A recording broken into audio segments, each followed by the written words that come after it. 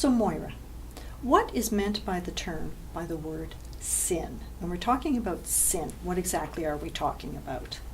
Well, when we're talking about sin, and when we're talking about sin in a Catholic context in particular, because the Church has thought long and hard about this, we're talking about a person who has done something wrong and is usually responsible for that action, has chosen to do the action, and knows that, in fact, the action is wrong, goes ahead and does it anyway. And so that counts as a sin. So the person then has done something that should be against her or his conscience and is against God's plan.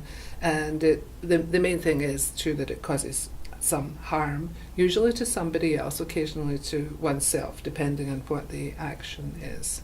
Okay. So that here we're talking about a moral act, Mm-hmm. a morally wrong act Mhm. that this person has committed, and in a sense has done so with some kind of knowledge That's and, right. and understanding, and this has gone against this person's conscience. Or should. or should have gone Yeah, against on this person. reflection. Yes, perhaps, on reflection. Yeah, right. And I get a sense with sin, there's something very personal about it. Yes. That you're mentioning the harm that can come with sin, Yes, right. and that somehow it can harm the person, and it might even harm the person's relationship with God. Mhm. Is this the sort of thing that is also part of sin? Yeah, very, very much so. It really, in the long run, and maybe even in the short run, it's really the relationship with God that's the most important for all of us. So the harm that does is something that's really serious. Mainly, though, it's usually expressed through the harm to another person, but when we start to talk about each individual as made in God's image, then in some way we can see where we get this idea that, of course, the person shouldn't be harmed with that inherent God-given dignity, and it is against God's plan for us to be causing harm to each other. So you're right about it, sin being thought of as really personal, because only the person herself or himself can really work out exactly what's going on here and can think about the reasons, the motivation, why they did a particular act, and the measure of calculation or deliberateness that goes into some of the things we do. I mean, some of our moral actions are reflex, a quick reaction of temper or jealousy or something like that, which is not to say that's okay, but they're spontaneous, human, and most often we get over it fairly quickly, and they could in fact just be feelings and nothing was ever done to the person doesn't even know you were jealous, for example. In those cases, that's what I think the harm is to ourselves then, because we're experiencing these emotions that are detrimental, and again, not only to the person towards whom they're directed, but they're turning our own emotions and feelings away from positives and into negatives. But more often it's for actions that are more concrete, that we can actually see the harm or hear about the harm that's been experienced. Okay, so we're in this realm, as you say, of concrete actions, actions that are wrong, and very often we will hear people say, "Oh my gosh, well that's a sin," or she's clearly sinning. Yes. It may be one thing to know that an act is morally wrong. Can we, with some accuracy, though, go on and say, "Oh yes, but she's a sinner, like she's sinning"?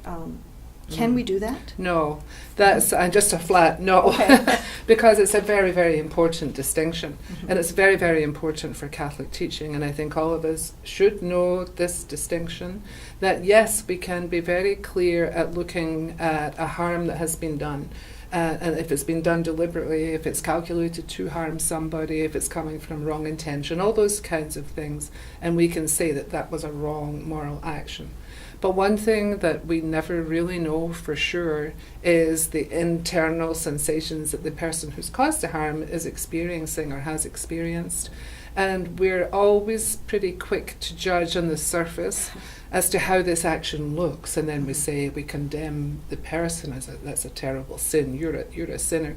But Catholic teaching has always said that's not our task, and it's not within our competence actually to do that. Yes, we can assess the harm that's been done, clearly we see it, but we don't really know what is going on in the person's own mind. So Catholic teaching has these points to consider that you mentioned earlier. First of all, it has to be a fairly serious action, and you have to know that you're causing the harm and you're doing it deliberately. And even having thought about that, you then, even although you know in your head that if I do it, this wrong thing now, in this context, this is a sin and I will be sinning. Only I really can tell that. And sometimes, in fact, it's not the case that all these three parts come together. The consent, sometimes I stop myself and I don't do what I would maybe think I want to do because I know it's wrong. So the consent isn't there. But when the consent is given, that would constitute a sin. But again, nobody else would really know if all those factors have been put in place. Well, we simply wouldn't have insight That's into right, that, and we yeah. certainly have no insight Right. into another person's relationship with God, I would think. No, not at all. Yeah, Right. yeah. So Mhm. it is a cliche to judge the sin but not the sinner, but it's actually pretty accurate in terms of Catholic teaching. I'm sure that there's a great deal of Catholic Church teaching about sin. And my question is this: if there were one thing that our viewers should know about sin and Catholic Church teaching, what would that be? Well, one area that really strikes me as being really important in making the distinction that we've been talking about, and especially about the person's responsibility for sin, is when John Paul II discusses abortion in Evangelium Vitae. And he's definitely against abortion. It's intrinsically wrong, and we all know that in Catholic teaching.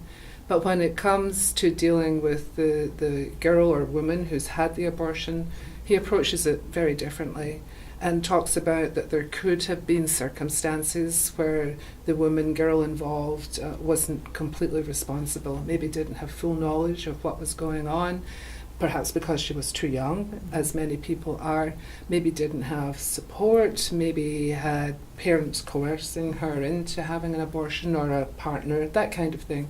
So he was saying to us that in those circumstances, even although the harm is really serious, there could be these circumstances where in fact the personal responsibility of the person, in other words, is not a sin unless you're personally responsible. And if the personal responsibility is somehow diminished or mitigated, or perhaps in some cases he was saying completely taken away from the person because of the circumstances, then in fact it wouldn't have been a sin at all. And this is a pretty dramatic example, but especially using a very serious case, I think highlights the difference between how we describe something that's wrong, but not calling the person necessarily who did the wrong, not calling that person a sinner. Thank you very much.